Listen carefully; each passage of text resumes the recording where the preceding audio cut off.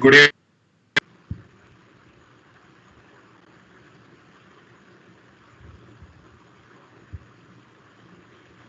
I hope you can hear me well.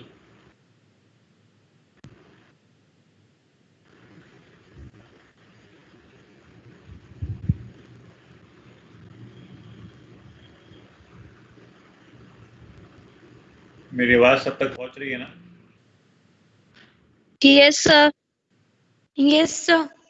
Okay, thank you.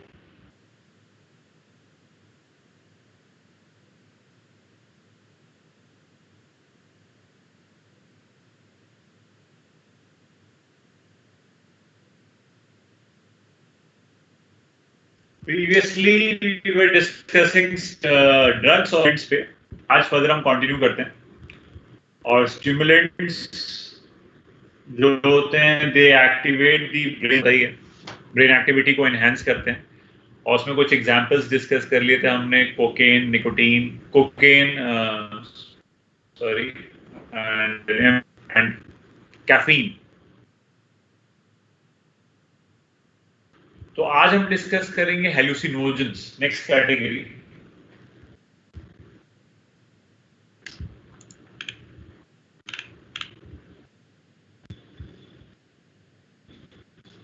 Fourth category of drugs हम discuss कर रहे हैं आज,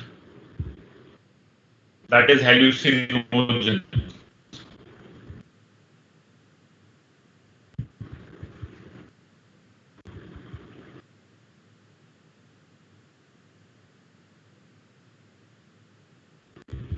है ना, और हम इनको बोलते हैं साइकीडेलिक. साइकोलॉजी को चेंज करें तो psychedelic drugs we call it.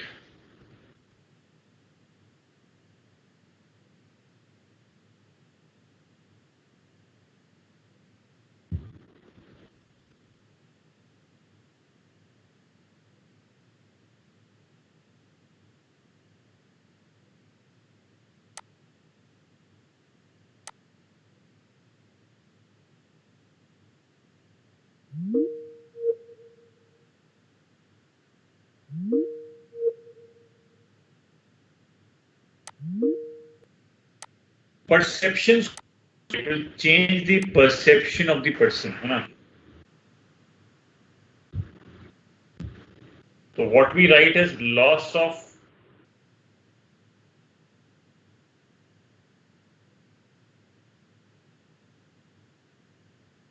sense of reality, changed perceptions.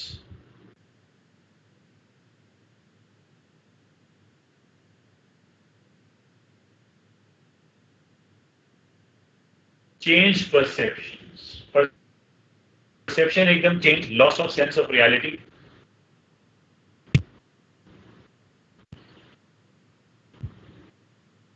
The person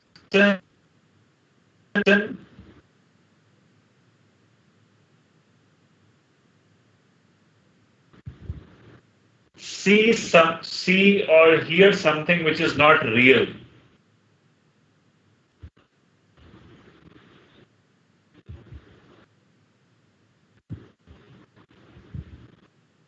कुछ ऐसी चीजों को दिखाई देती हैं उसको, कुछ ऐसे लोग दिखाई देंगे फॉर एग्जाम्पल, या कुछ आवाजें ऐसी सुनाई पड़ेंगी जो रियल में एग्जिस्ट नहीं करती. तो रियलिटी से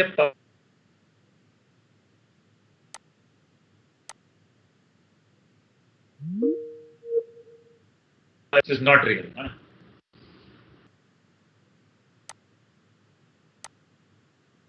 और ऐसा कहते हैं, it is said that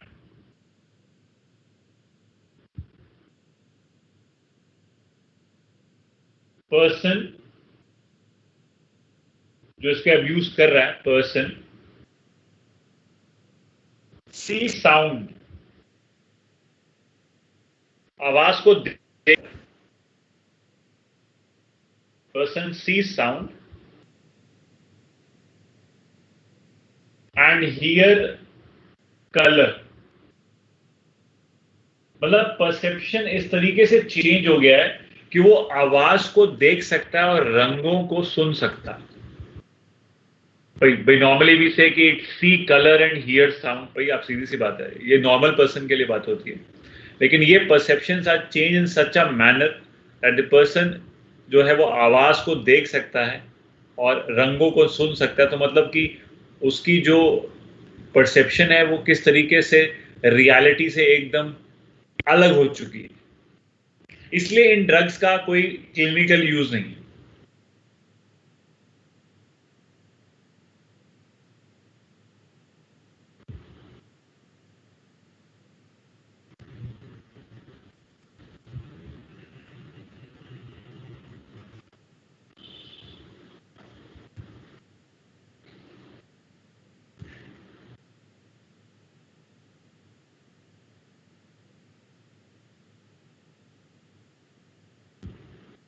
So clinical use is actually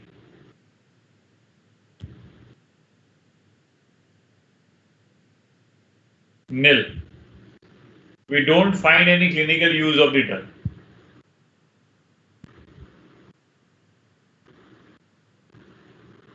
okay, और कौन कौन से एग्जाम्पल्स आते हैं इसमें, ये भी आप लोगों ने पढ़े हुए हैं, एनसीईआरटी में मेंशन है।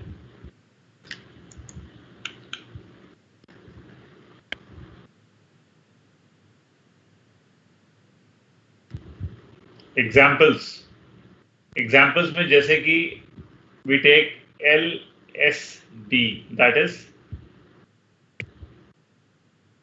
lysergic acid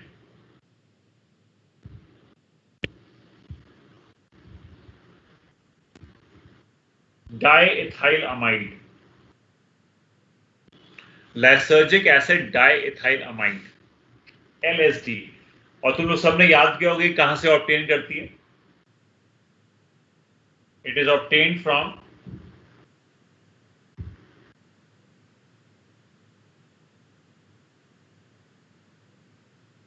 fruiting bodies, obtained from fruiting bodies of fungus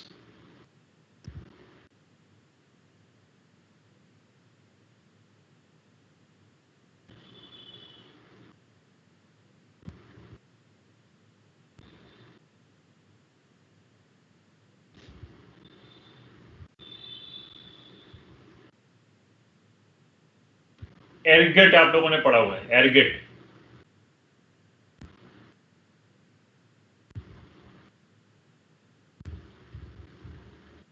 क्लैविसेप्स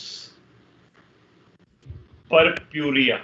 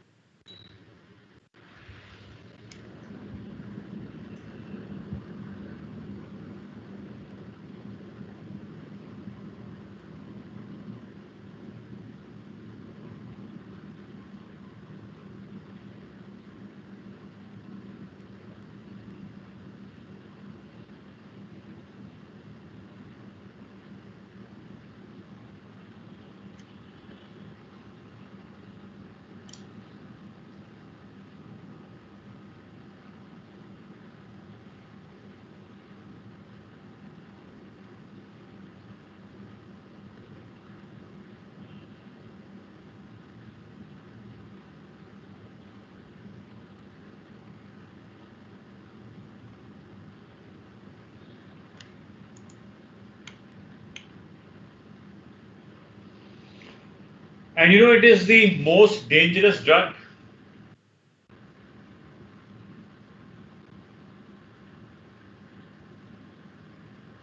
सबसे खतरनाक मोस्ट डेंजरस ड्रग है ये।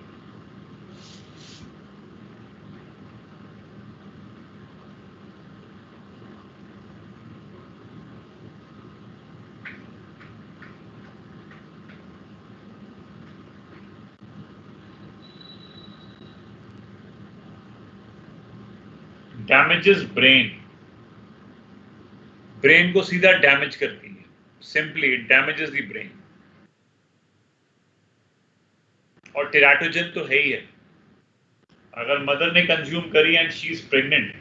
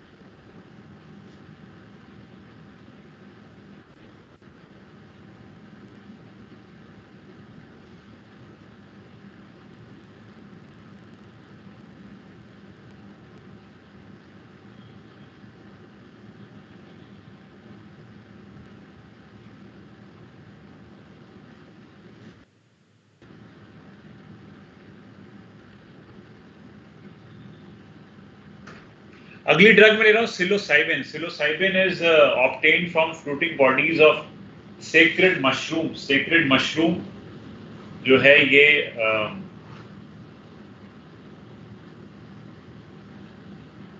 Sacred mushroom सिलोसाइब मैक्सिका, सिलोसाइब मैक्सिकेना।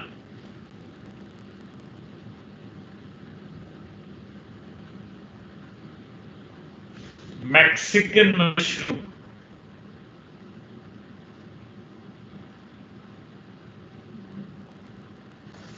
वहां से ऑब्टेन कर रही है मैक्सिकन मशरूम। ये एक मशरूम की फ्रूटिंग बॉडी से ऑब्टेन ये ड्रग है, हेलुसिनोजन।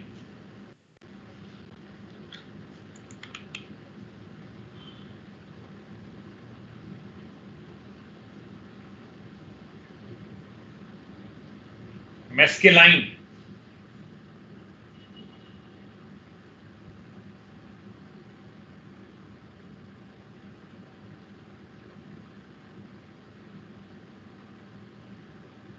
Obtain from flower tops. Mescals जिसको कहते हैं हम लोग, ऑफ एक कैक्टस है, peyote cactus.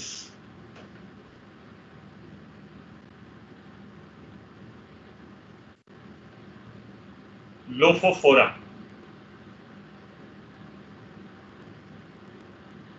William side,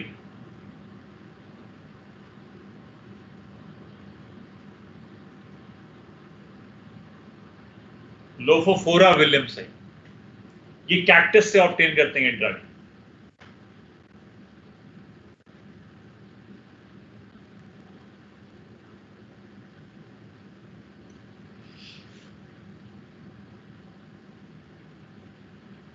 दतूरा and Atropa,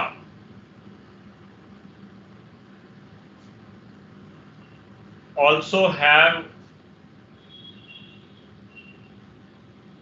hallucinogenic properties. This is written in NCERT. ये NCERT में लिखा है।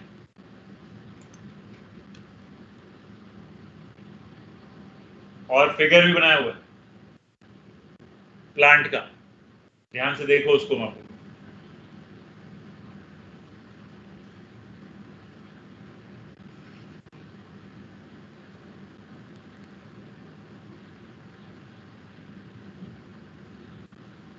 एक सिंथेटिक ड्रग है,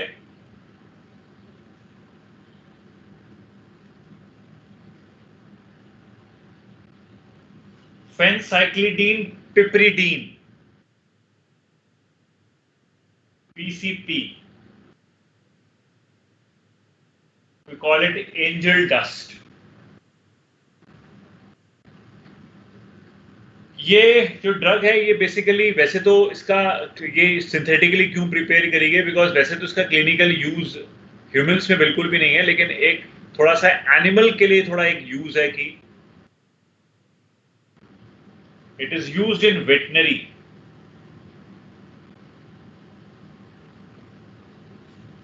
to immobilize large animals.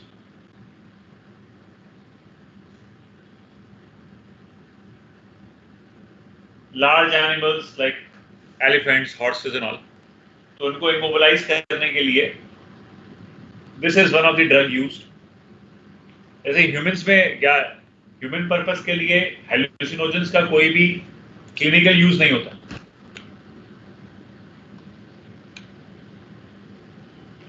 Finally, we can have a drug which is mentioned in NCERT, that is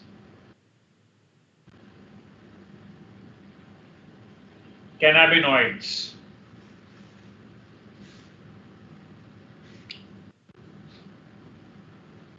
जो plant हम लोग पढ़ते हैं cannabis sativa, this cannabis sativa plant और hemp plant you call it, this plant is having hallucinogenic properties like I told for atropa and for the datura also. लेकिन ये जो plant है कैनबिस सटाइवा हेम्प प्लांट, इसके पास इस plant में जो भी लीव्स हैं, फ्लावर्स हैं, या इस प्लांट के अगर कोई रेजिनस एक्सट्रैक्ट है, flower, leaves, stem, anything of this plant contains a potential hallucinogen.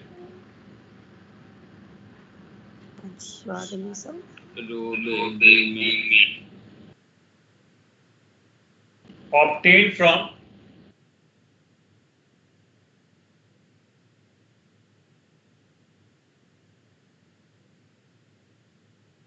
leaves, flowers, resin, leaves, flowers, resin,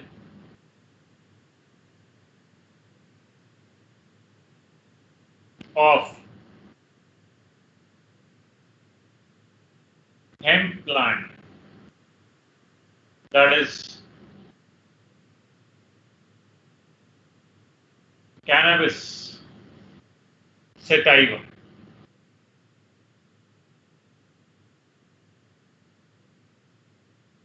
The active ingredient is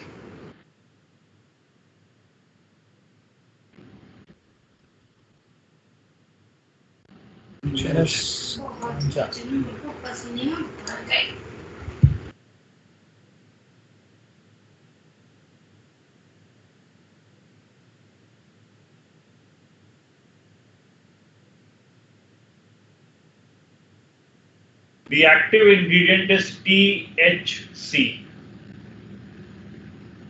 tetra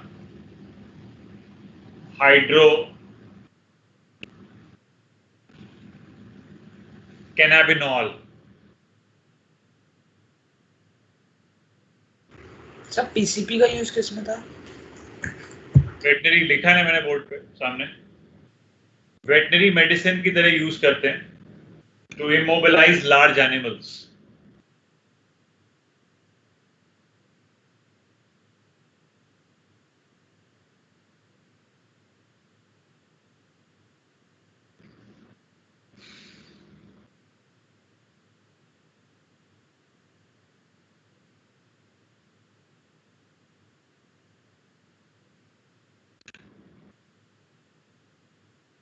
cannabinoids के लिए कुछ स्टेटमेंट, एक दो स्टेटमेंट जो हैं वो हमारी एनसीईआरटी में भी लिखे हुए हैं. क्या? जैसे कि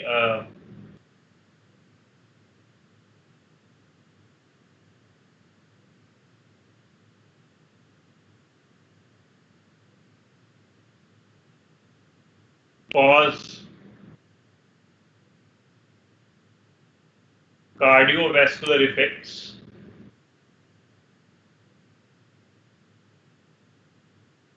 also abused by sports person,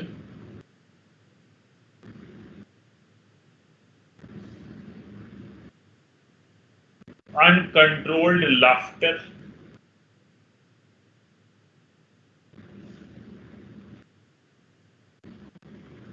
dilation of pupil of eye. ये कुछ इफेक्ट्स हैं और कैनाबिनॉइड्स.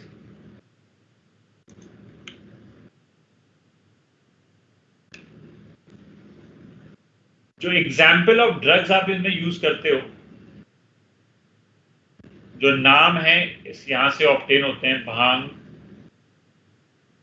गांजा, चरस,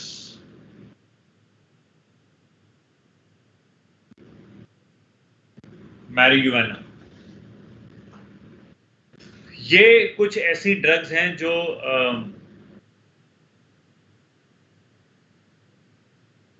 ये कुछ नेम्स हैं।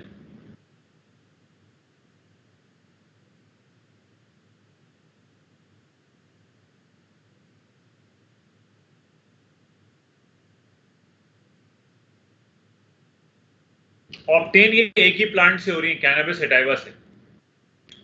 ऑब्टेन ये एक ही प्लांट से हो रही है, कैनबिस सैटिवा से।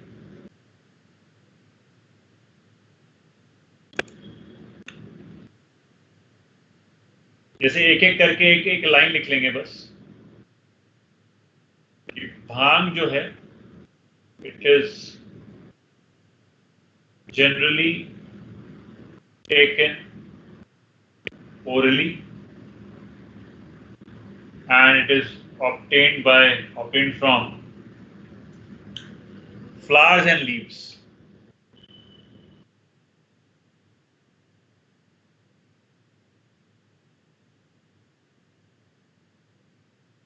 Leaves and flowers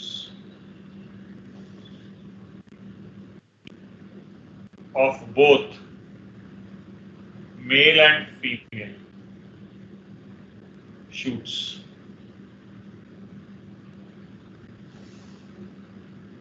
And generally is taken orally. भांग। जो गांजा है वो थोड़ी अलग चीज है। गांजा is dried, unfertilized female inflorescence से मिलेगा गांजा, and ganja is smoked, it's simply smoked, और ये unfertilized female inflorescence है। Excuse me sir, Yes, the cannabinoid receptor क्या होता है?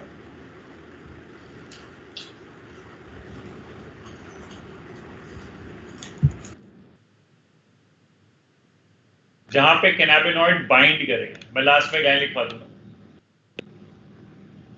जैसे ओपियोइड रिसेप्टर था वैसे कैनाबिनॉइड रिसेप्टर होगा।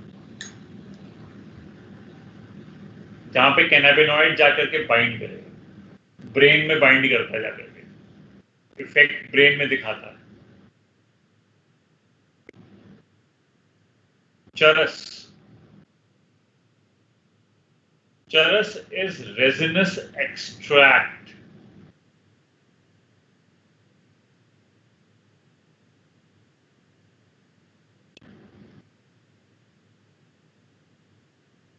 of leaves and flowers, and it is smoked, इसको स्मोक किया जाता है। चरस is also smoked generally.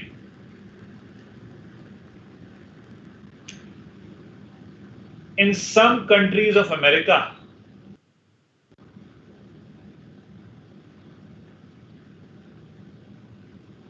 charas is called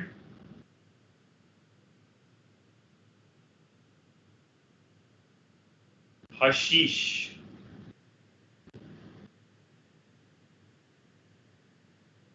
Liquid hashish is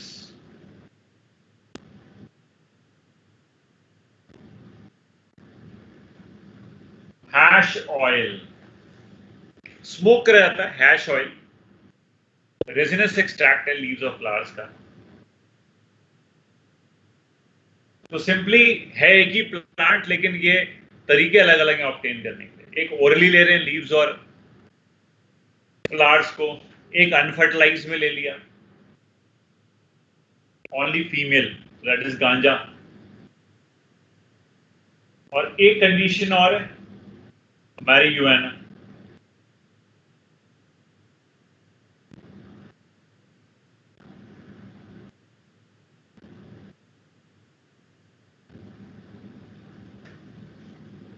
Marijuana are leaves and dried leaves and flowers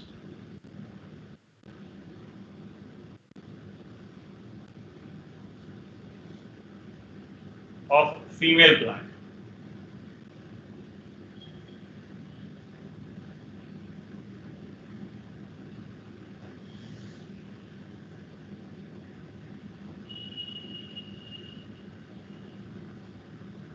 It is also smoked.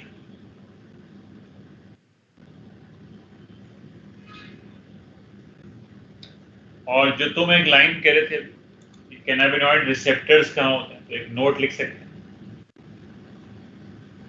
जिसपे cannabinoid जाके bind करे. Cannabinoid receptors जैसे opioid receptors थे जीआई ट्रैक्ट में, वैसे cannabinoid receptors are present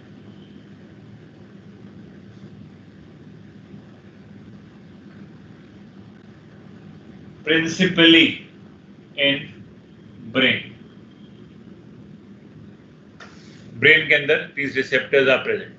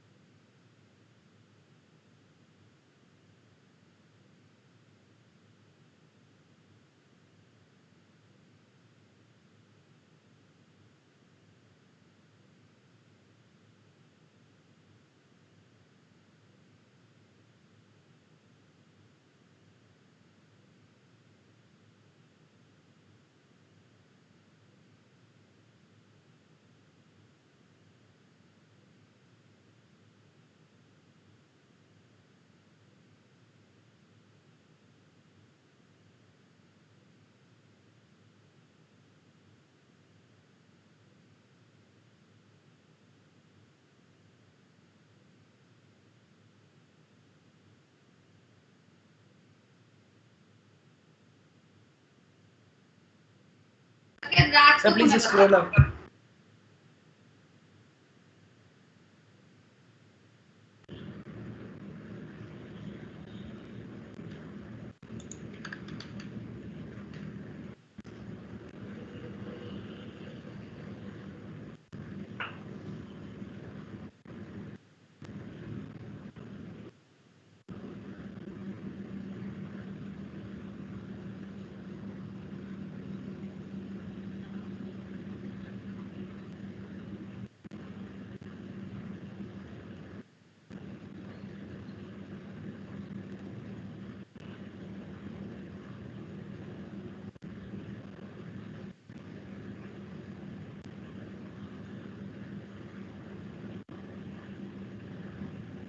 Done, sir.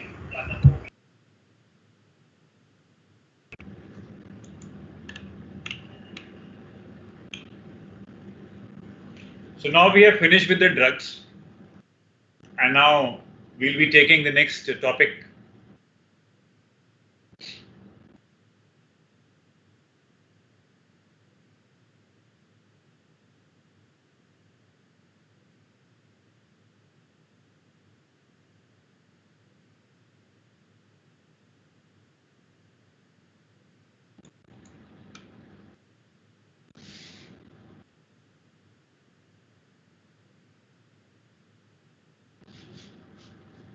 Let's take on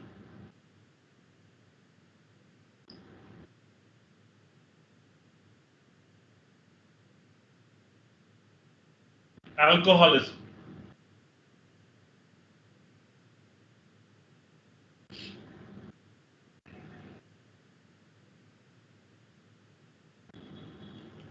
Ethyl alcohol is abused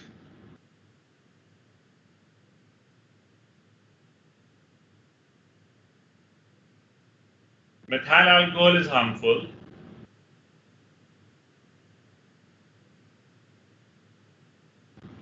death causing.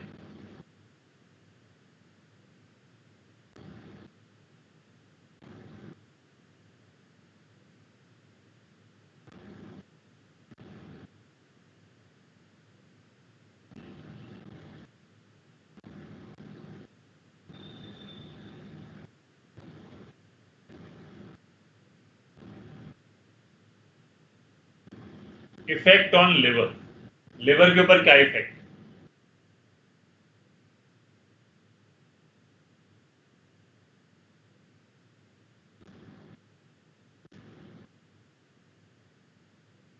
Alcoholism का liver के ऊपर क्या effect?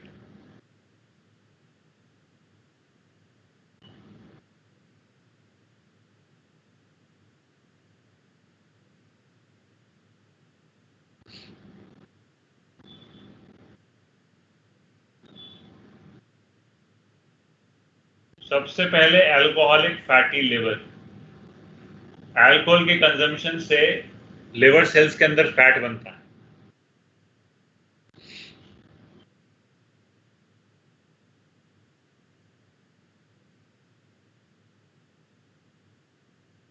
Deposition of fat inside hepatocytes,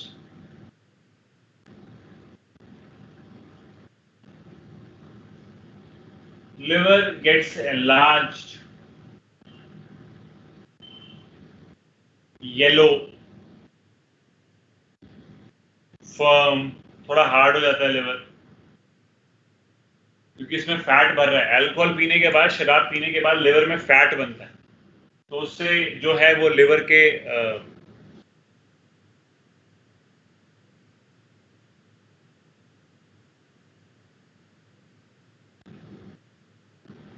sales में जब फैट जमा होगा तो लिवर हार्ड हो जाएगा। अल्कोहलिक हेपेटाइटिस फिर एक नेक्स्ट स्टेज आने वाली है। तो फैट डिपोजिशन हुआ तो हल्के हल्के लिवर के सेल्स मरेंगे, फिर उसको बोलेंगे अल्कोहलिक हेपेटाइटिस। सिंपल वर्ड्स में degeneration of hepatocytes.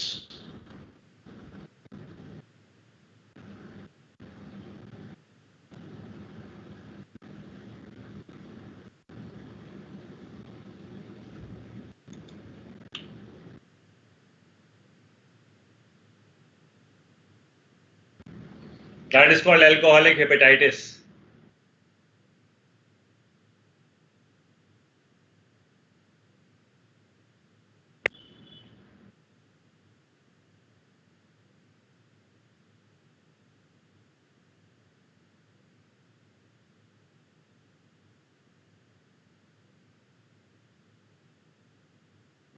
Alcoholic cirrhosis एक नेक्स्ट कंडीशन है। फैट जमा होने की वजह से लिवर सेल्स मर रहे थे, डीजनरेट कर रहे थे, और अब जो है फाइब्रोब्लास्ट भी ये काम शुरू कर देंगे।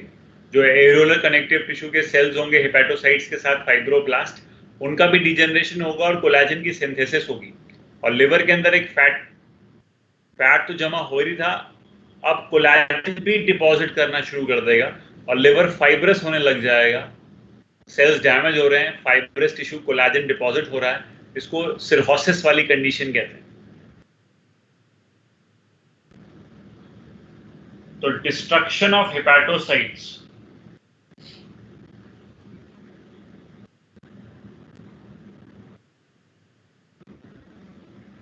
and fibroblast.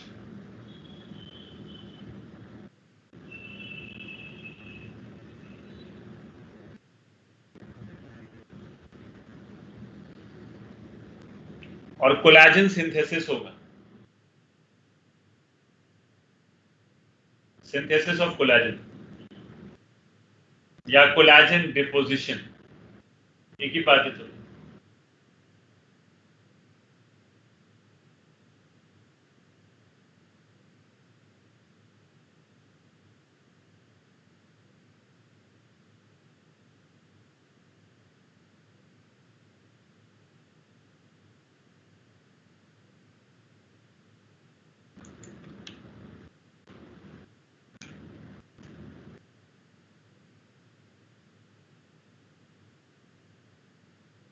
और फाइनली एक जो स्टेज आएगी जिसमें अब सेल्स क्योंकि डैमेज कर गए लिवर के, तो बाइल का फ्लो, बाइल बनना बंद हो जाएगा।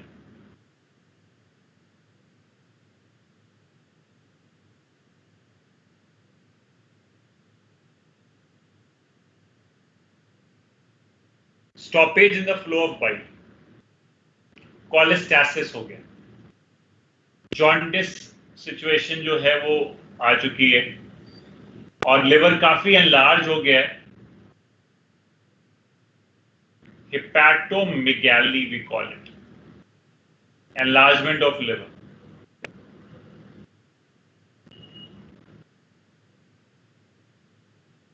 एनलार्ज लिवर तो पहले से ही है, but the point is this कि एनलार्ज लिवर जो था वो फैट के डिपोजिशन से हो रहा था, लेकिन ये जो एनलार्जमेंट है that is by the deposition of fibrous tissue, जिसकी वजह से ऐसा हो गया है।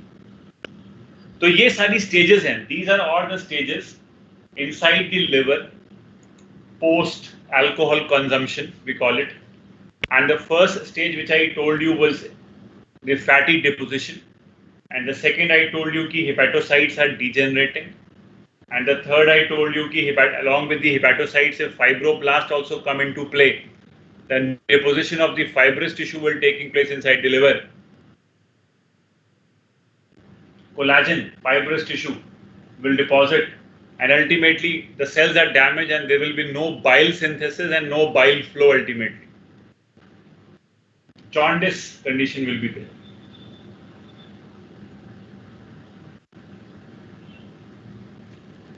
तो ये सारे जो स्टेजेस हैं ये लिवर के अंदर,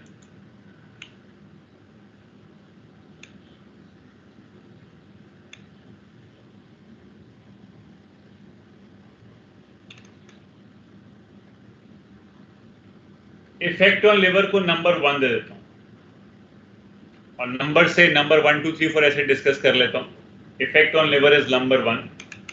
now I take second.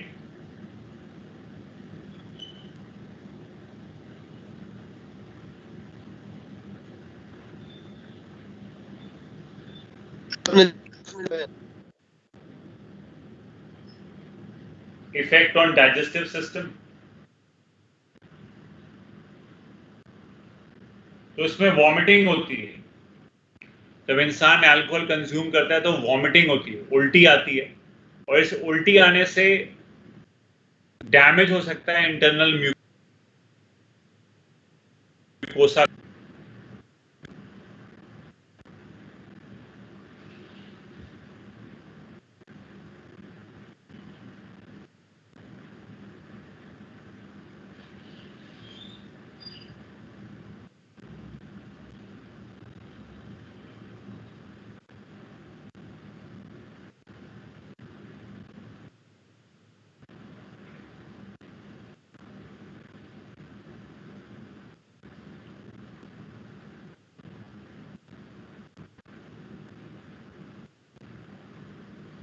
Vomiting leads to longitudinal tear, मतलब कि डैमेज हो गई, इंजरी हो गया, छिल गया अंदर से, mucosa has been teared off. So it leads to longitudinal tear at the gastrointestinal junction. जो जंक्शन है गैस्ट्रोइंटेस्टाइनल, वहां पे डैमेज हुआ है, वहां पे टीयर हुआ है. कॉल्ड, इसको एक नाम दे देते हैं,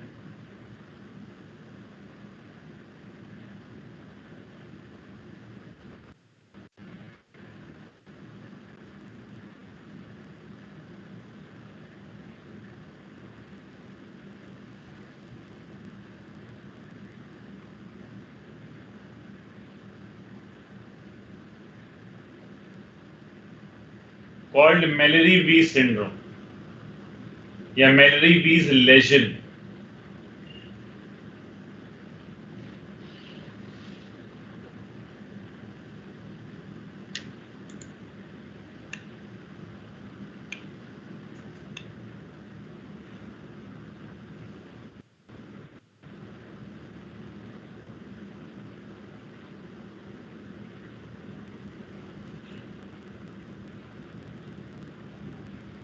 स्टमक का जो म्यूकोसा है वो डैमेज हो सकता है, तो उसके लिए टर्म यूज कर रहे हैं gastritis. You know it means inflammation.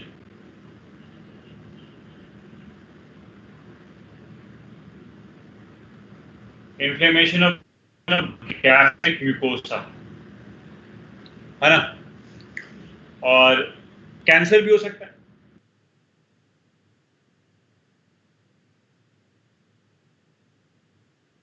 Gastric carcinoma, you call it. Stomach cancers can be there.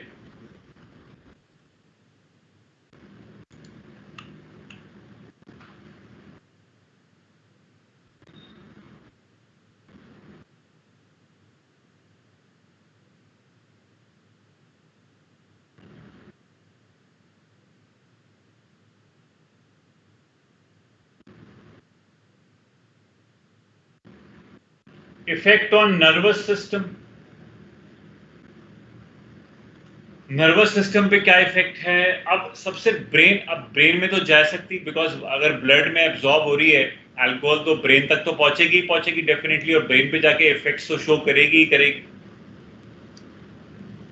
तो सबसे पहले सेरिब्रम पे इफेक्ट आता है.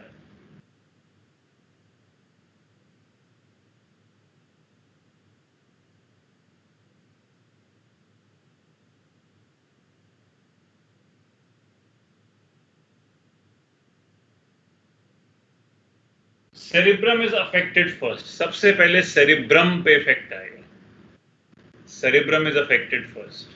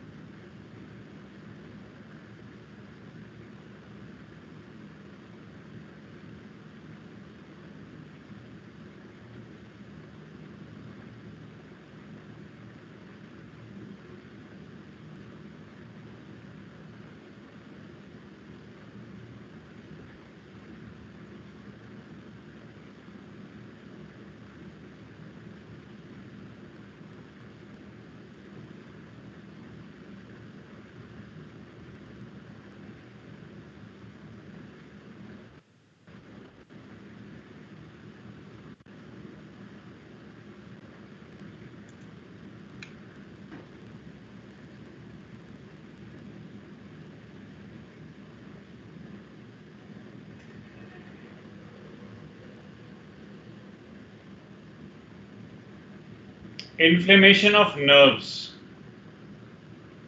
axons. Simply you call it neuritis. Cerebrum affected है तो सोचने समझने की शक्ति भी नहीं है.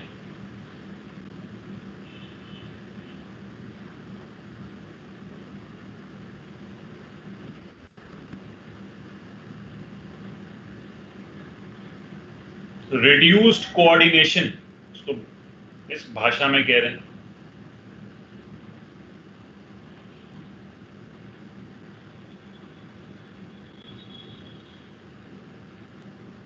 डिप्लोपिया, डबल विजन, चीजें दो दो दिखाई देंगी. टनल विजन यानी ब्लर्ड विजन होगा।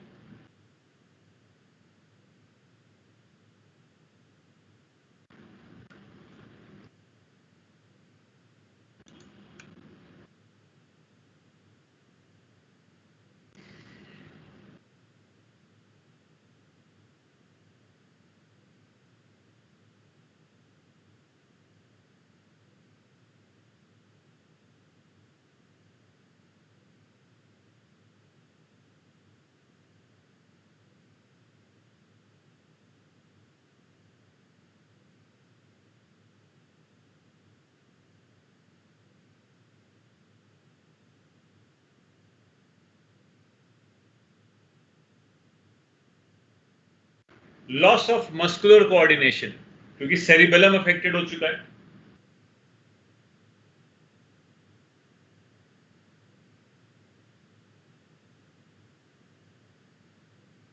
cerebellum is affected.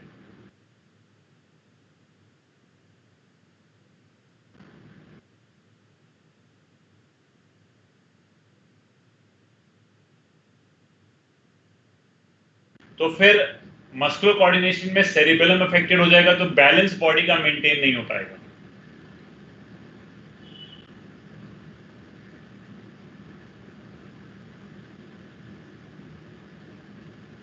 स्टैजरिंग गेट यानी हम कहेंगे वॉकिंग क्लम्सिली।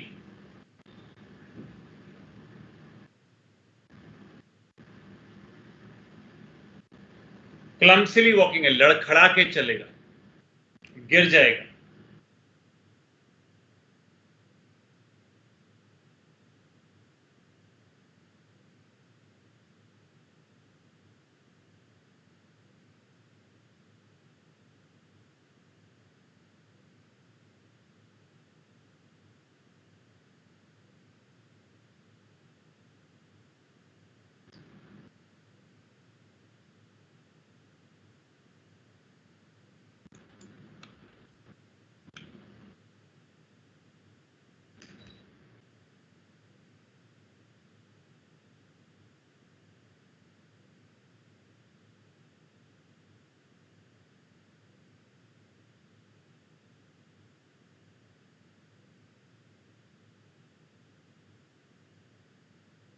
Increase reaction time.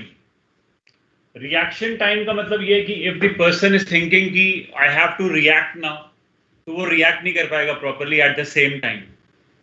मान लो अगर वो ड्रिंक करके जो है वो व्हीकल को ड्राइव कर रहा है एंड ड्यूरिंग द ड्राइव अगर उसको लगता है कि भाई अब ऑब्स्टिकल आ गया है कोई और डैमेज हो सकती है तो फिर मैं बचा लूं, तो जब तक वो सोच पाएगा और रिएक्ट कर पाएगा तब तक व्हीकल उसका डैमेज हो जाएगा। तो वो रिएक्शन टाइम नहीं हो पाएगा eight the same time because alcohol ने उसको सिगरेट कर दिया है, तो फिर वो रिएक्शन टाइम उसका इंक्रीज हो गया है।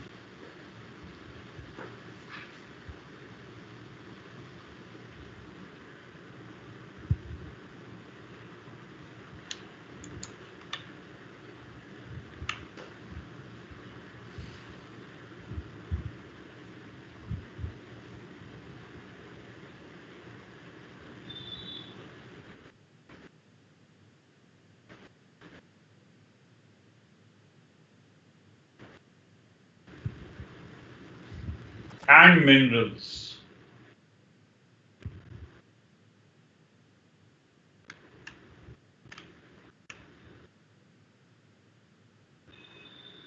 तो डेफिशिएंसी तो विटामिन की हो ही सकती है, like vitamin B1, B6, B9। B9 is folic acid.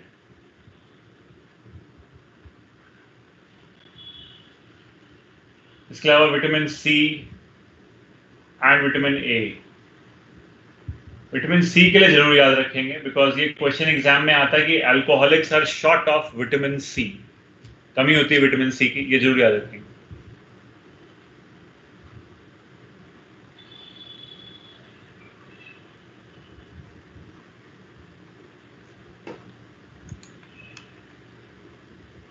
और मिनरल्स की बात करें तो मिनरल्स में तो you can take zinc, phosphorus, potassium, calcium, इन सब की कमी हो जाएगी। विटामिन B1 एक स्पेशल केस है, इसको भी ध्यान रखना, बिकॉज इससे एक डिजीज होती है, deficiency of vitamin B1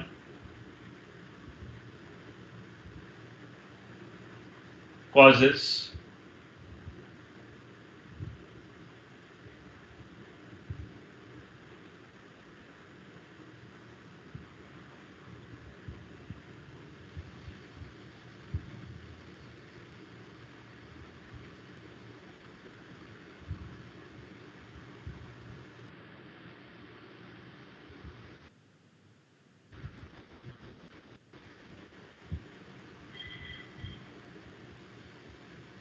Wernicke-Korsakoff syndrome।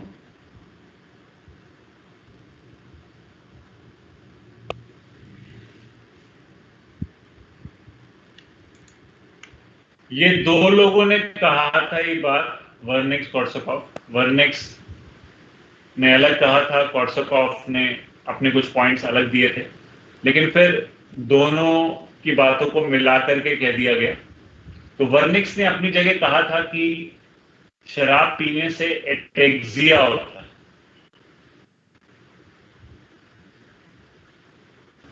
Ataxia.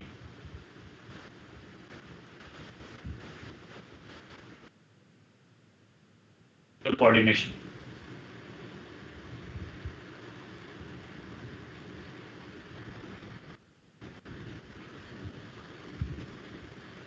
And कोर्सकोफ ने अपनी जगह कहा था कि शराब पीने से डिमेंशिया हो सकता है, होता है,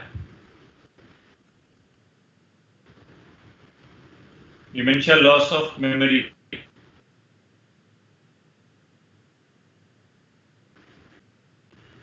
mental confusion.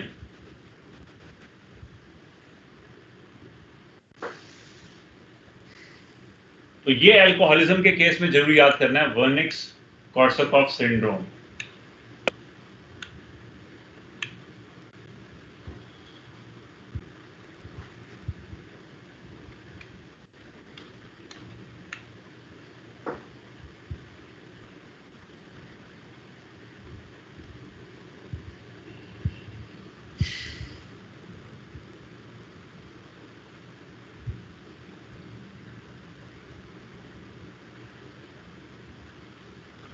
Size of RBC increases,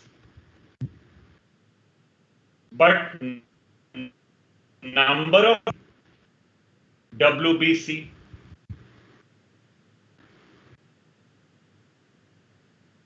and platelet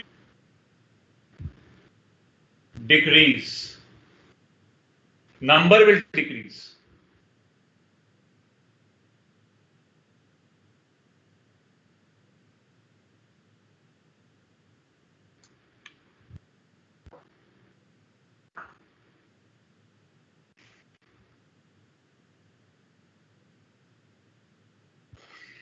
bone का मास भी डेड हो जाता है, डेड हो सकता है, osteonecrosis.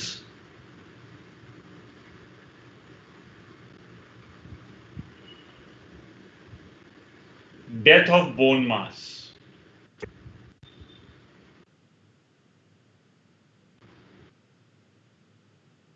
Increase in cortisol,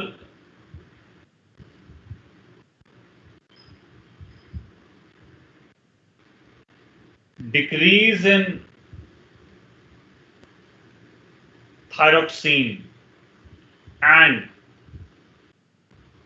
ADH, ये हार्मोन कम कर देंगे। और ADH जो होता है वो वाटर का रीएब्जॉर्प्शन कराता है फ्रॉम द रीनल ट्यूब्यूल्स। तो ADH की कमी से वाटर रीएब्जॉर्ब नहीं हो पाएगा, and that will cause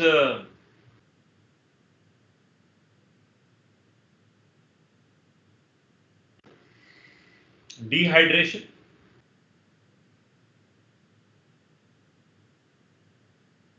deficiency of ADH causes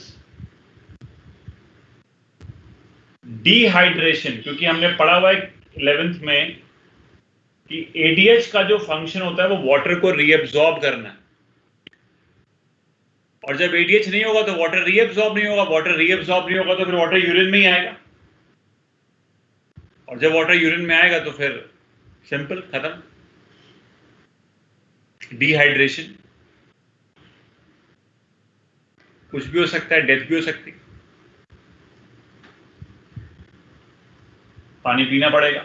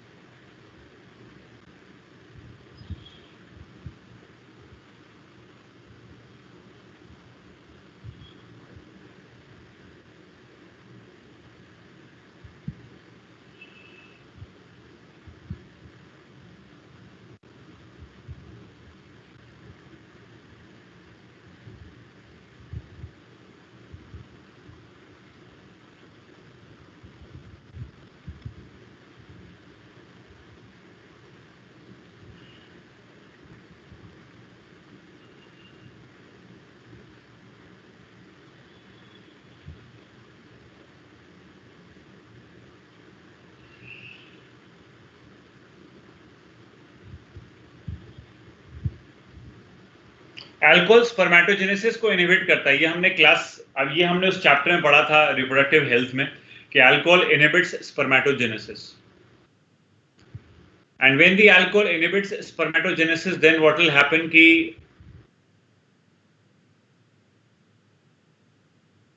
infertility in males, पढ़ा हम लोगों ने, इम्यूनिटी कम हो जाएगी शराब पीने से, एक ये पॉइंट भी है।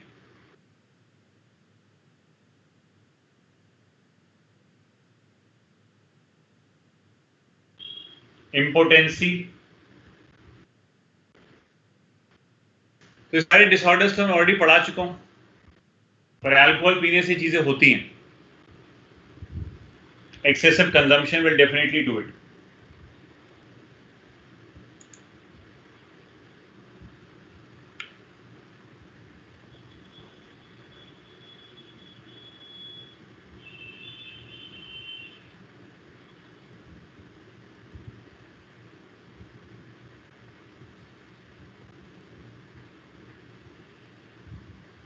Alcoholic myopathy,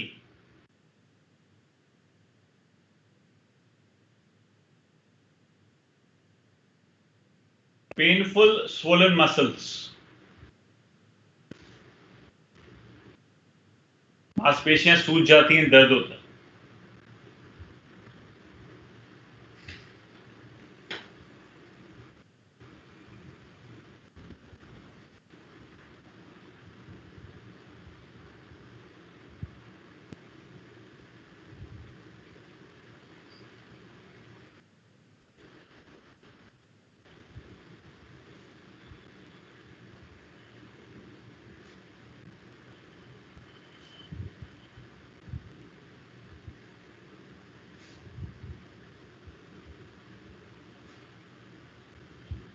अगर प्रेग्नेंट मदर कंज्यूम कर रही है अल्कोहल तो एज अ टेराटोजन ये एक्ट करेगा, हमने डिस्कस किया था ह्यूमन रिप्रोडक्शन में। और एक कंडीशन होगी fetal alcohol syndrome, because as a teratogen ये एक्शन करेगा, it will interfere in the development of fetus, that is causing fetal alcohol syndrome.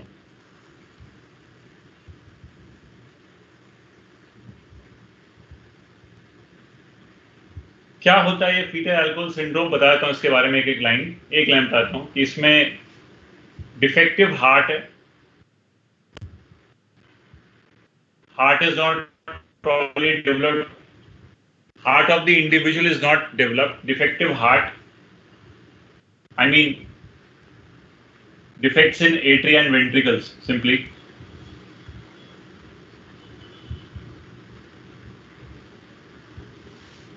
Faulty enamel,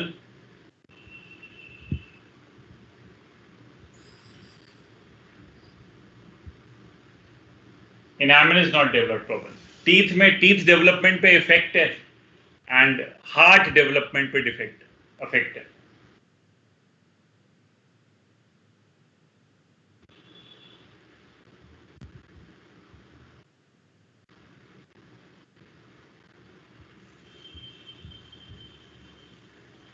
Mild amount of alcohol is beneficial. Mild amount जो है वो beneficial है. Alcohol का छोटा सा amount अगर कोई पर्सन कंज्यूम करता है और ओकेजनली ओनली, तो that will be beneficial to the body as it promotes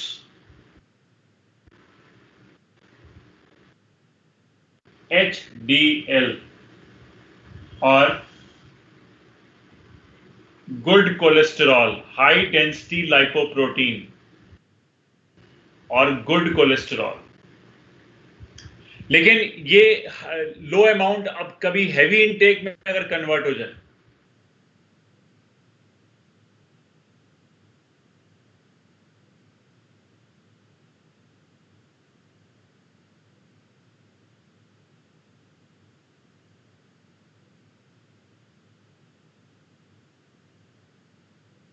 heavy intake of the alcohol is harmful because वो फिर एचडीएल को फेवर नहीं करेगी, वो एलडीएल को फेवर करती है.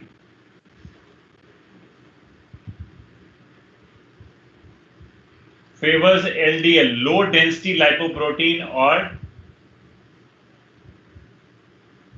Bad cholesterol.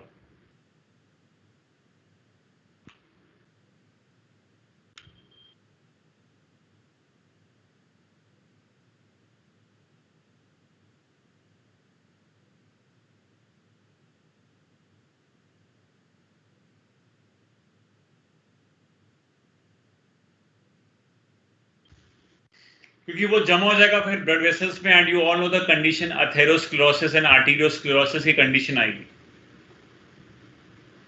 जो हम लोगों ने क्लास 11 में पढ़ा हुआ है.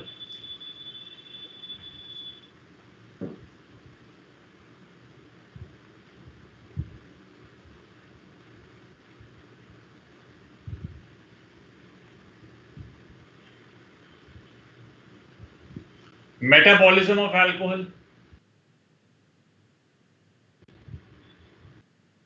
How is alcohol metabolized?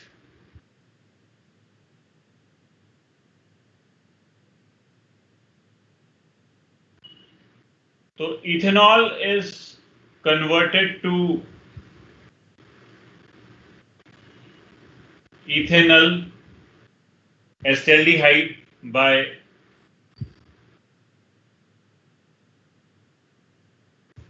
alcohol dehydrogenase.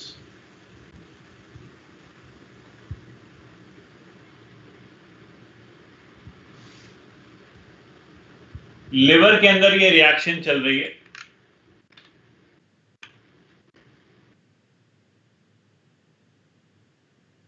और इथेनॉल जो है वो एसिटाल्डिहाइड में कन्वर्ट हो गया बाय दिस एंजाइम, और ये अभी मैं लिवर में बता रहा हूं. अब ये जो एसिटाल्डिहाइड है, acetaldehyde is further oxidized by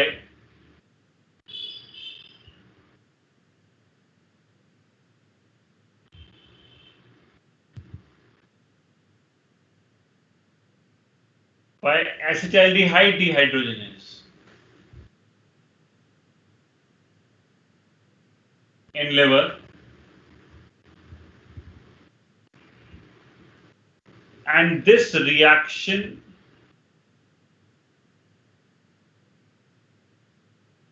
liberates energy.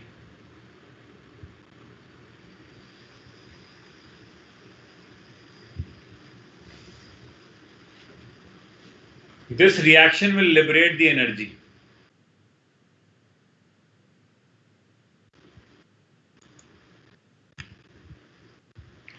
और ये एनर्जी यूज होगी फॉर फैट सिंथेसिस, इसलिए लिवर में फैट बनता है after alcohol consumption.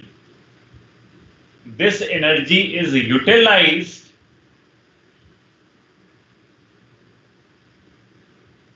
in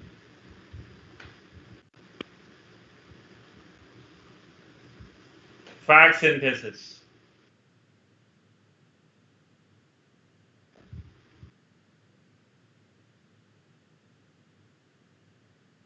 That is why fat is formed inside liver and gets deposited in the hepatocytes. Alcoholic fatty liver.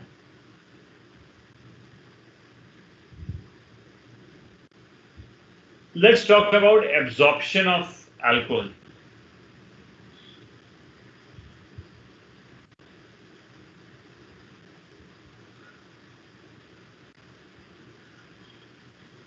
Alcohol absorb alimentary canal में कहां हो रही है?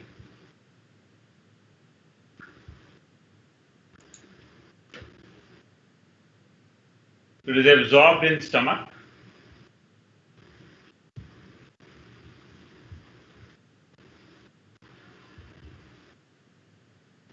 Small intestine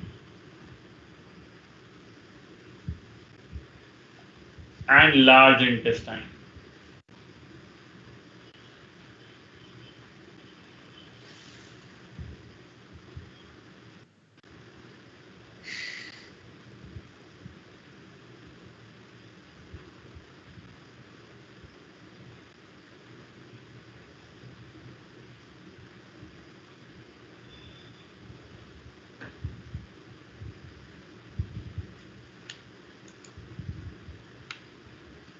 स्टमक से जो एब्जॉर्प्शन है वो डिपेंड करेगा अमाउंट ऑफ फूड पे.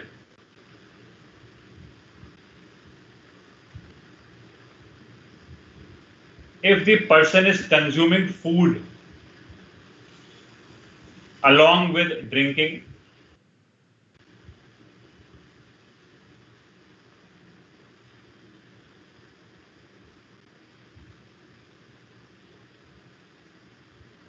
so food will interfere in the absorption.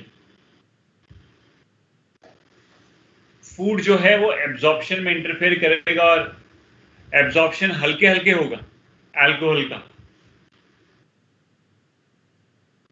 From stomach. अगर इंसान जो है वो while drinking, if it is also consuming a great amount of food also eight the same time, eating food at the same time, खा भी रहा है साथ में बहुत कुछ, तो स्टमक में वो फूड भी जाएगा, तो फिर स्टमक से जो एब्जॉर्प्शन का रेट होगा अल्कोहल का, that will become slow. And the moment अगर एम्प्टी स्टमक होगा तो फिर एब्जॉर्प्शन फास्ट हो जाएगा, जल्दी चढ़ जाएगी उसको, ऐसा कह लीजिए. तो जल्दी इफेक्ट शो करेगी अगर स्टमक एम्प्टी होगा, बिकॉज जल्दी से एब्जॉर्ब हो जाएगा. लेकिन अगर स्टमक में ऑलरेडी फूड होगा, वो फूड साथ में खा रहा होगा, तो फिर एब्जॉर्प्शन का रेट स्टमक से बहुत लेस होगा. I mean rate is less, absorption rate will be slow, तो देर में इफेक्ट आएगा पर्सन को. स्मॉल इंटेस्टाइन से मैक्सिमम एब्जॉर्प्शन होना है, तो सभी जानते हैं कि हर चीज का मैक्सिमम एब्जॉर्प्शन स्मॉल इंटेस्टाइन में होता है.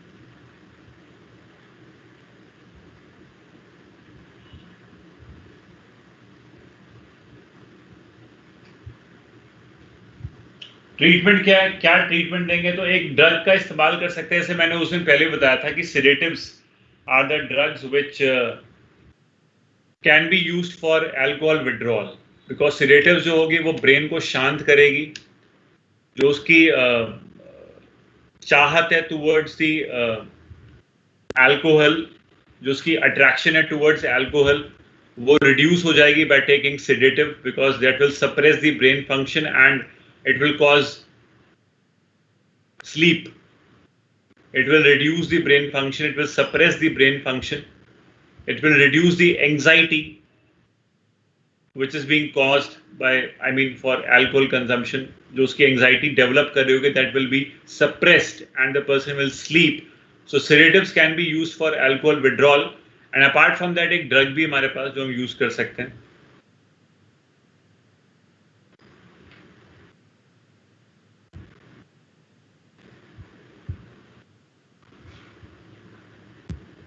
Use of drug and abuse जो है डाइसल्फाइराम.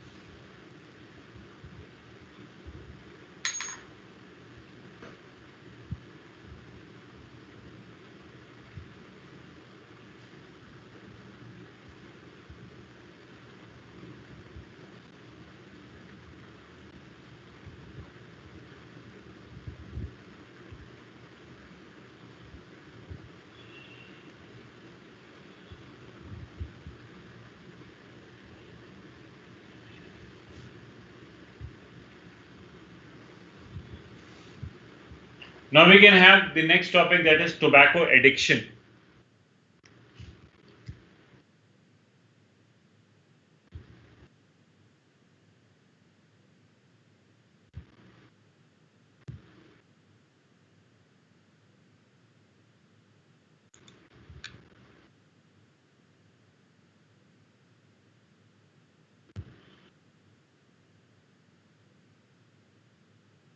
Tobacco is obtained from leaves of tobacco plant, और tobacco plant का नाम आप जानते हैं.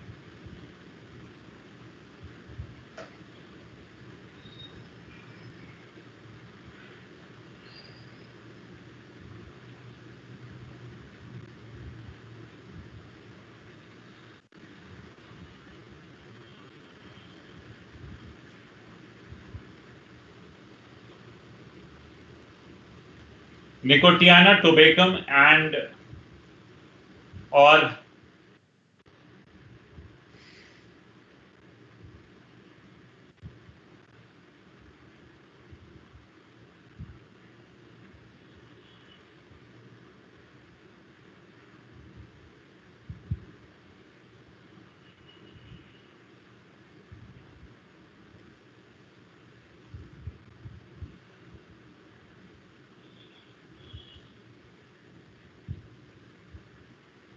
निकोटियाना रस्टिका,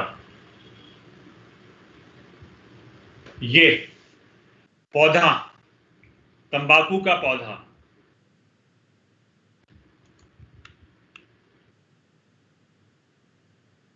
सोलनेसी फैमिली को बिलोंग करता है ये पौधा. ये भी आप लोगों को पता है, बॉटनी में आप लोगों ने बहुत अच्छे से पढ़ा हुआ.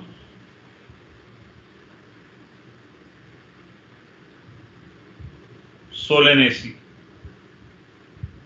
फैमिली लीव्स से ऑब्टेन करते हैं. निकोटीन इसका एक मेजर इंग्रेडिएंट है।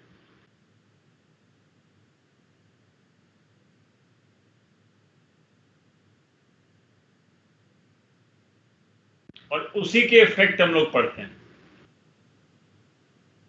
कि क्या इफेक्ट हैं स्मोकिंग के, उन्हीं इफेक्ट्स को स्टडी करते हैं जो निकोटीन के एक मेजर इफेक्ट्स हैं। जैसे कि इसका काम क्या है, stimulates adrenal gland to release adrenaline.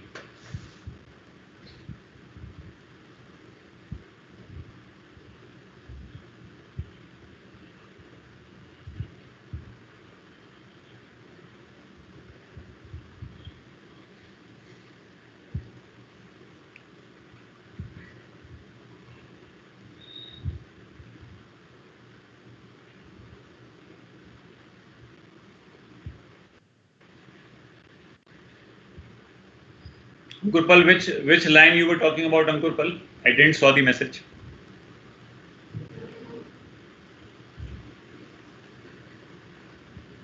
Sir, I remember that.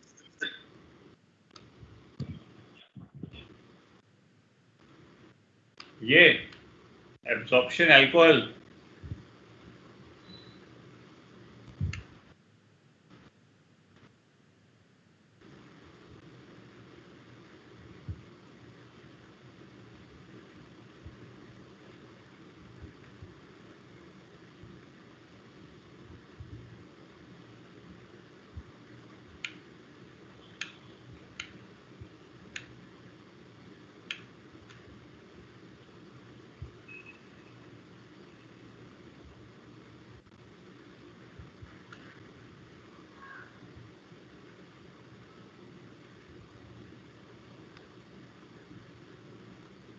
तो निकोटीन का जो एक इफेक्ट है वो है stimulates adrenal gland to release adrenaline. और एड्रिनलिन तो आप जानते हो क्या क्या करने वाला है, इमरजेंसी हार्मोन है, सिंपैथेटिक नर्वस सिस्टम का न्यूरोट्रांसमीटर है, और डेफिनेटली ये हार्ट रेट इंक्रीज करता है, ब्लड प्रेशर को इंक्रीज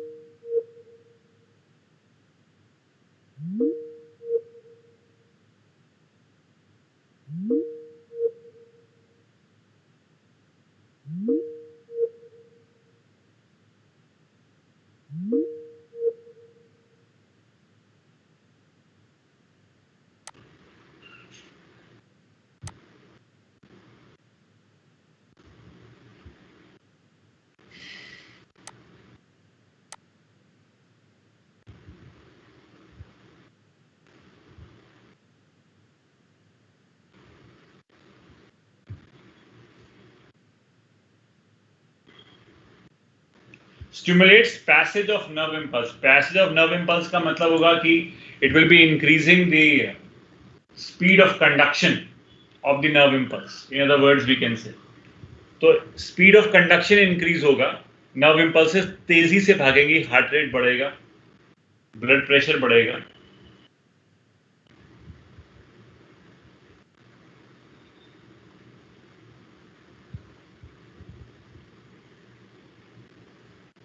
इम्यूनिटी कम हो सकती है,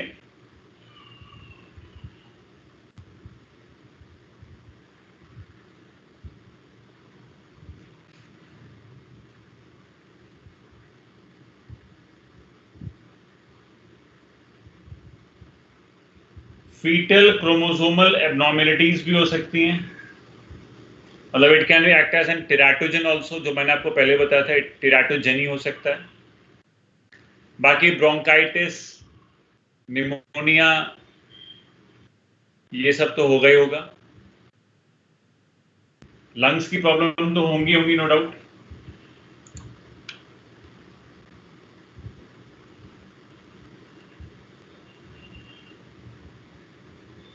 ब्रोंकाइटिस,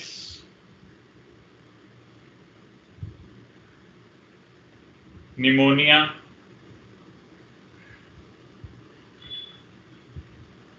बाकी ये कंडीशन तो सभी ने पढ़ी हुई है, emphysema. I hope you all have read emphysema. याद आ रहा होगा तुम्हें।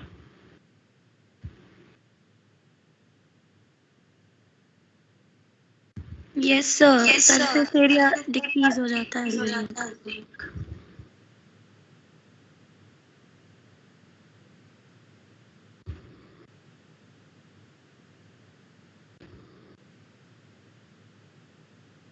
एल्वेलाई का सरफेस एरिया कम हो जाएगा, एक्सचेंज ऑफ गैसेस का सरफेस एरिया कम हो जाएगा,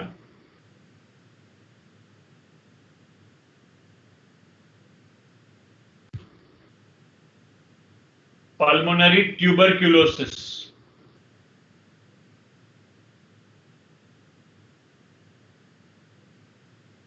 लंग्स की सारी बीमारियां आपको बता रहे हैं।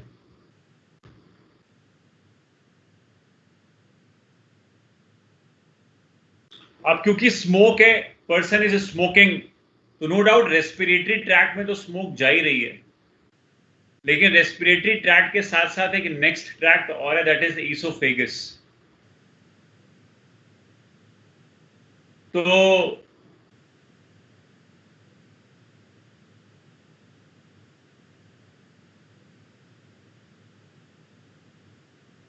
जब अगर डाइजेस्टिव ट्रैक्ट में भी स्मोक जाएगी तो डाइजेस्टिव ट्रैक्ट में भी डैमेज करेगी, तो गैस्ट्रिक अल्सर्स हो सकते हैं, डुओडिनल अल्सर्स हो सकते हैं, because smoke is also moving to the digestive tract, because you know pharynx is a common passage for air and food, आप जानते हैं इस चीज को।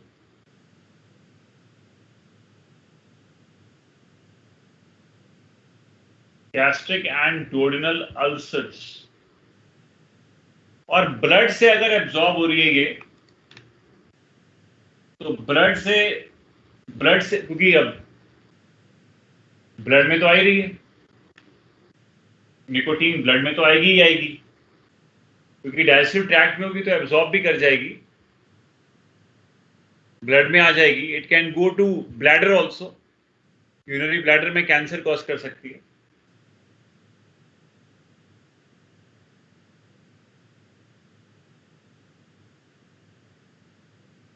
तो लंग्स में इफेक्ट करती है, डाइजेस्टिव ट्रैक्ट में इफेक्ट करती है, ये बात तो बिल्कुल सही है, क्योंकि स्मोक का वहां पे पैसेज है, लेकिन अगर ब्लड में एब्जॉर्ब हो जाती है तो ब्लैडर कैंसर भी कर सकती है। और हम ये भी जानते हैं कि स्मोक में भी ऑल्सो हैव कार्बन मोनोऑक्साइड, और ये कार्बन मोनोऑक्साइड अगर ज्वाइन कर जाएगा हीमोग्लोबिन के साथ तो एक कंपाउंड बनता है carboxy haemoglobin, which is a stable compound and it will interfere in the transportation of oxygen.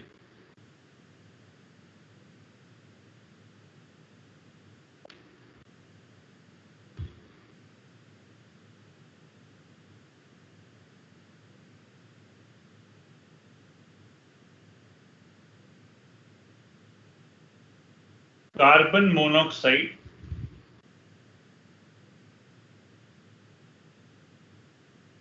CO, carbon monoxide,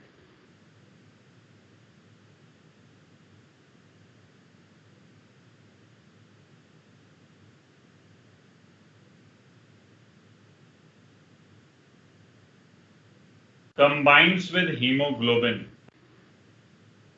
to form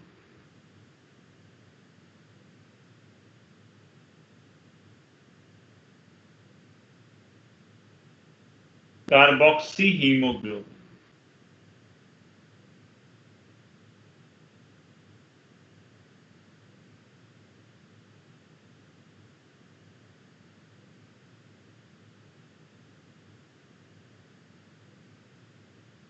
और ये कार्बोक्सी हीमोग्लोबिन एक स्टेबल कंपाउंड है।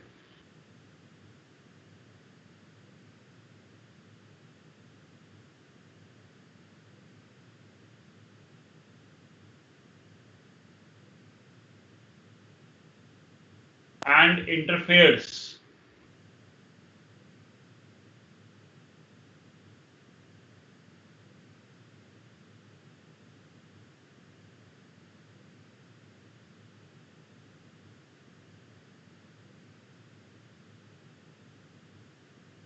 इन ट्रांसपोर्टेशन ऑफ ऑक्सीजन, सभी जानते हैं।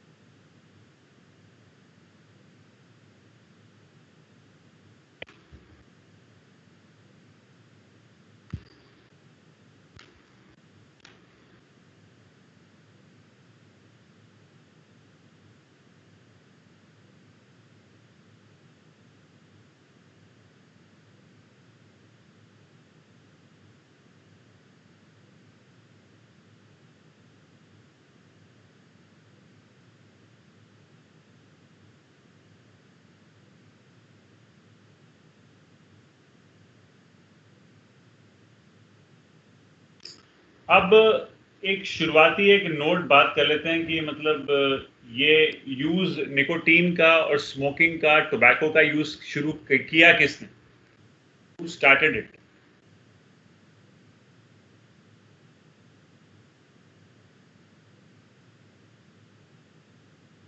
तो यूज जो है इसका स्टार्ट हुआ था 400 इयर्स साल पहले। और किसने किया? Red Indians of America.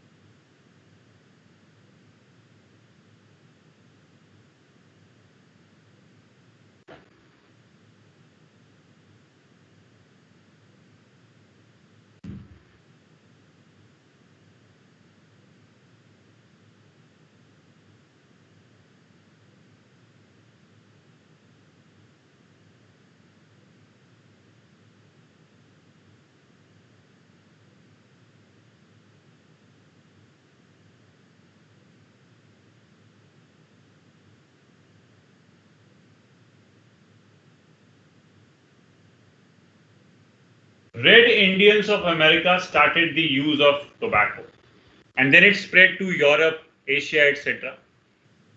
But the use was started by Red Indians of America. ये एक है, और ये टोबैको जो है 400 सालों से यूज हो रहा है।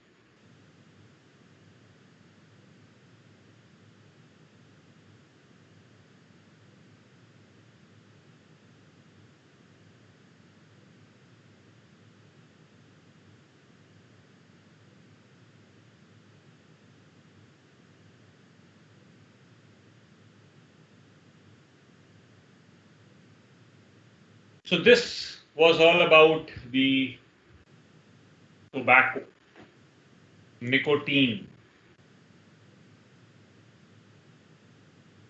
अच्छा, निकोटीन में कार्सिनोजन भी है, वो लंग कैंसर भी कॉज कर सकता है। ऊपर लंग कैंसर भी लिख सकते हैं हम लोग एक पॉइंट में, जहाँ पे परमिट ट्यूबरकुलोसिस लिखे हैं, तो यहाँ पे लंग कैंसर भी आ जाएगा। नो डाउट, क्योंकि कार्सिनोजन भी है।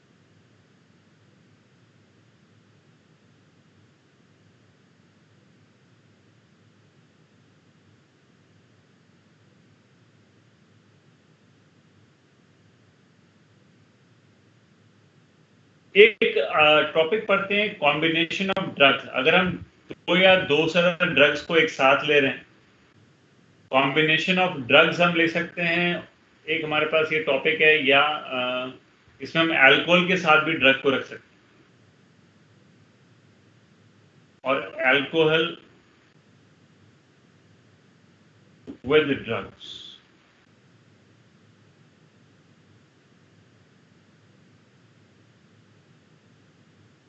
तो जैसे अगर मैं कहता हूं, if I take the combination, मैं अल्कोहल के साथ शुरुआत कर लेता हूं, अल्कोहल प्लस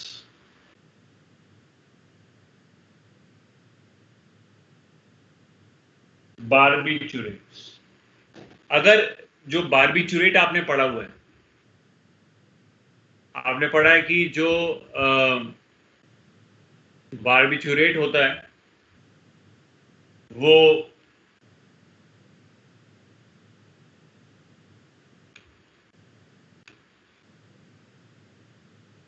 ओरोफेरिंजियल कैंसर्स भी हो जाएंगे इसमें। हाँ Sania Soni, you are right. Lung cancers तो होंगे होंगे। अब टोबैको जो इंसान खा रहा है तो वो ओरोफेरिंजियल कैंसर्स भी होने के पूरे चांसेस हैं, तो वो वाला पॉइंट भी लिख सकते हैं। Yes, Sania has told. तो लंग कैंसर्स के साथ साथ ओरोफेरिंजियल कैंसर्स भी हो जाएंगे, हो सकते हैं।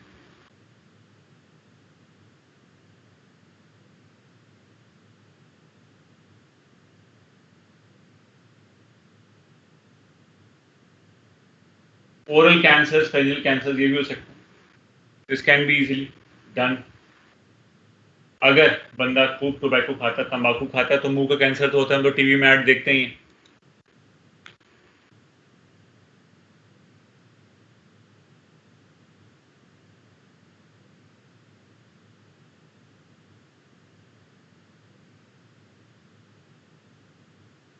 So we were taking about combination of drugs। तो जैसे अल्कोहल प्लस बार्बिचुरेट्स लेते हैं,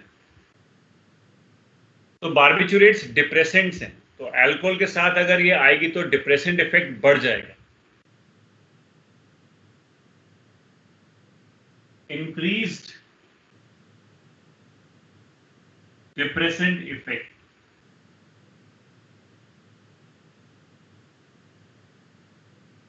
और सेम चीज अगर हम लेते अल्कोहल प्लस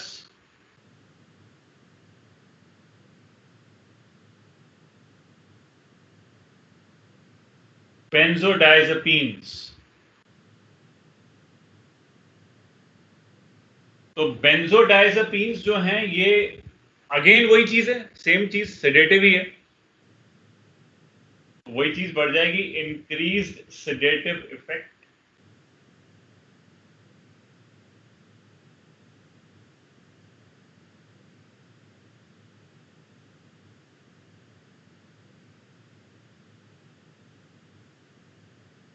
अगर बार्बिचुरेट्स प्लस बेंजोडायजेपिन लेते हैं,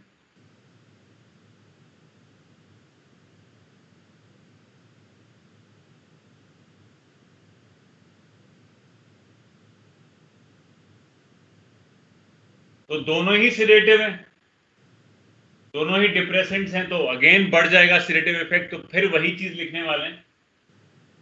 तो it's not very difficult to learn, बस हमें ये पता है कि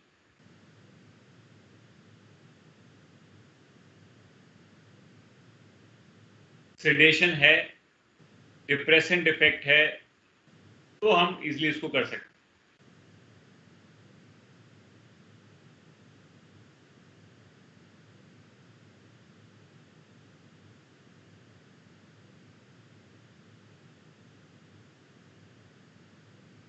अल्कोहल प्लस एंटीहिस्टामिन्स, अगर कोई पर्सन एलर्जिक है और एलर्जी वाला पर्सन एंटीहिस्टामिन ड्रग लेता होगा, क्योंकि histamine is an allergic chemical,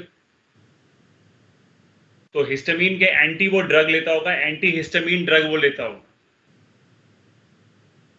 लेकिन एलर्जिक पर्सन है, एंटीहिस्टामिन लेता है, अपने इम्यूनिटी को कम, अपने एलर्जी को कम करने के लिए ड्रग लेता है, लेकिन अल्कोहल भी कंज्यूम कर लेता है, तो फिर तो इफेक्ट एक यहाँ पे देखने को मिलता है, और बेहोशी आ सकती है उसको, मार्क्ड ड्राउजीनेस हो सकता है।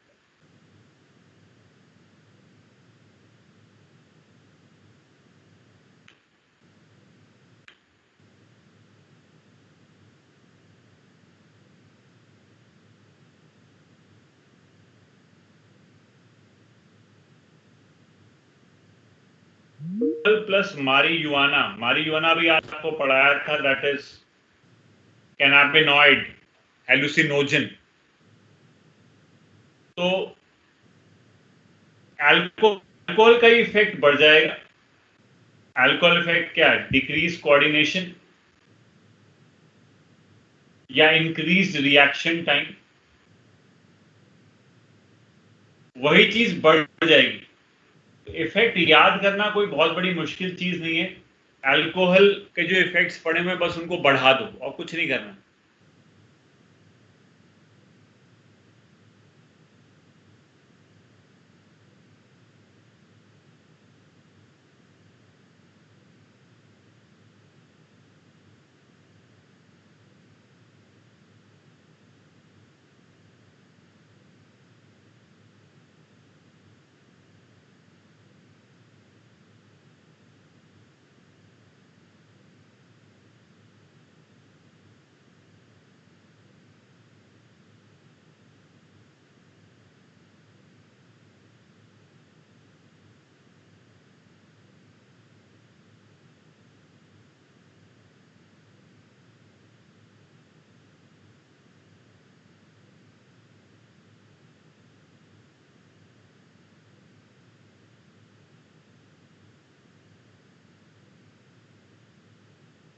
तो ये कुछ और कॉम्बिनेशंस हैं।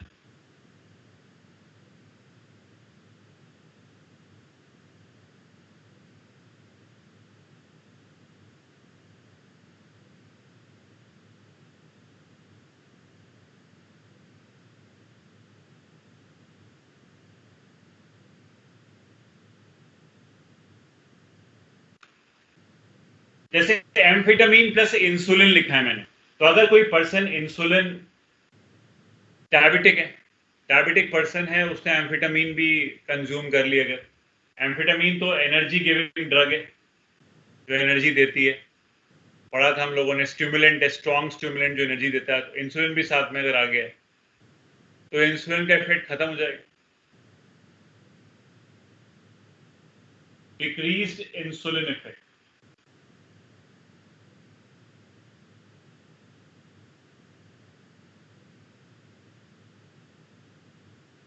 निकोटीन प्लस कोकेन, अगर कोई इंसान कोकेन और निकोटीन साथ में स्मोक कर रहा है, दोनों मिक्स करके,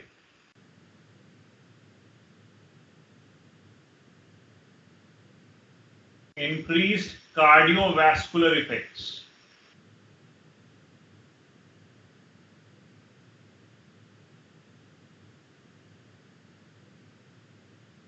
अल्कोहल प्लस एस्पिरिन, एस्पिरिन एक पेन किलर है, कोई बंदा पेन किलर खाता है लेकिन उसने अल्कोहल भी कंज्यूम कर ली साथ में,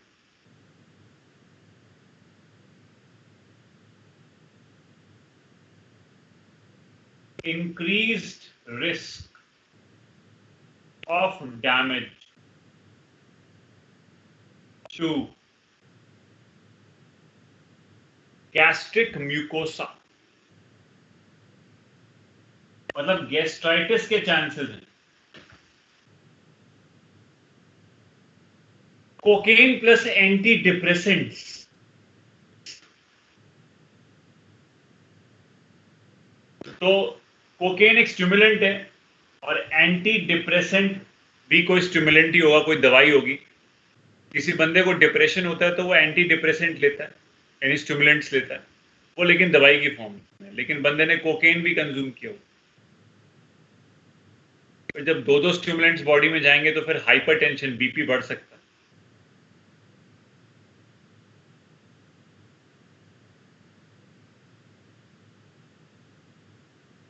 disconnect. So these are the combinations of drugs. तो ये कुछ इफेक्ट्स हैं, और ये कुछ इफेक्ट्स कुछ खास नहीं, जो भी अल्कोहल के इफेक्ट्स हैं उनको या तो हमने बढ़ा दिया है, और अल्कोहल एक सिडेटिव है, alcohol is itself a sedative, ये भी हम लोग याद रखें तो बेटर है। चाहो तो एक लाइन लिख सकते हैं, alcohol is a sedative, acts like sedative only, है ना। एक नोट में नीचे लिख देता हूं, आप चाहो तो ऊपर अल्कोहल में ऐड कर सकते हो उसको।